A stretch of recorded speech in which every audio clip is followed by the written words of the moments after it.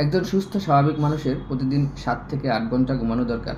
আমার আসলে কতটুকু পারি, আমরা যারা লং টাইম সার্ভিস দিয়ে দিই বা সার্ভিস কাজ করি, তাদের আসলে ঘুমের প্রবলেম থেকে যায়। ঘুমে নিয়মিত কম ঘুমালে যে ক্ষতিগুলো হতে পারে আপনার, তার মধ্যে হচ্ছে মন মেজাজ খারাপ হয়ে থাকতে পারে। মন মেজাজ খিটখিটে থাকবে, চিড়চিড়ে থাকবে, ডিপ্রেশনে ভুগবেন, জ্বালাপোড়া হতে পারে।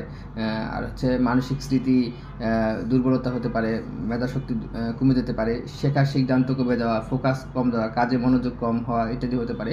রোগ প্রতিরোধ ক্ষমতা কমে যাবে, টাইপ 2 ডায়াবেটিস হতে পারে, শরীরচর্চার শরীরে যে রক্তচাপ, শর্করা বা ওজন ইত্যাদি সমস্যা হতে পারে। আর হচ্ছে ইনসুলিনের কমে যাবে, ক্ষমতা কমে যাবে, ইনসুলিন কাজ কম করবে শরীরে। আর হার্ট এবং হৃদরোগের ঝুঁকি তো থাকছেই সাথে। আর দৈনন্দিন দুর্ঘটনা বা বিভিন্ন ইরর, ছোটোখাটো ইরর ইত্যাদি হতে পারে গাড়ি চালানোর ক্ষেত্রে বা বিভিন্ন যন্ত্রপাতি কাজ যারা করেন তাদের ক্ষেত্রে এটি প্রবলেম হতে পারে।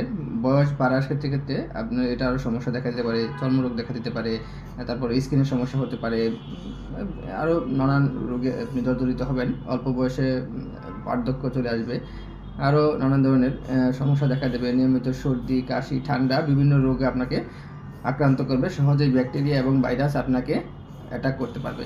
আর হচ্ছে এটাই দ্রুত সমাধান, এটা সমাধান আপনার কাছেই। এটি কার্যকর কিছু টিপস আছে এটি সমাধান করতে।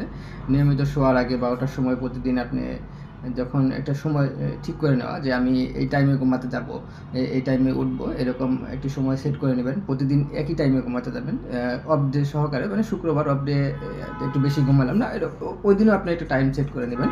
আর ঘুমের সময় অবশ্যই ফোন দূরে রাখবেন। ফোন কাছে রেখে ঘুমালে আপনার ঘুমের ব্যাঘাত ঘটবে। স্ট্রোক হতেও পারে, এরকম ব্রেন স্ট্রোকও হতে পারে, এরকম হতে পারে। আর হচ্ছে রিফ্লেক্সিভ রুটিন রাখা উচিত, নিয়মিত ব্যায়াম করা উচিত। অবশ্যই ঘুমানোর জায়গাটা একটু ঠান্ডা, নিরিবিলি, বেডরুম অন্ধকারাচ্ছন্ন, শান্ত পরিবেশে ঘুমানোর চেষ্টা করবেন। আসসালামু আলাইকুম।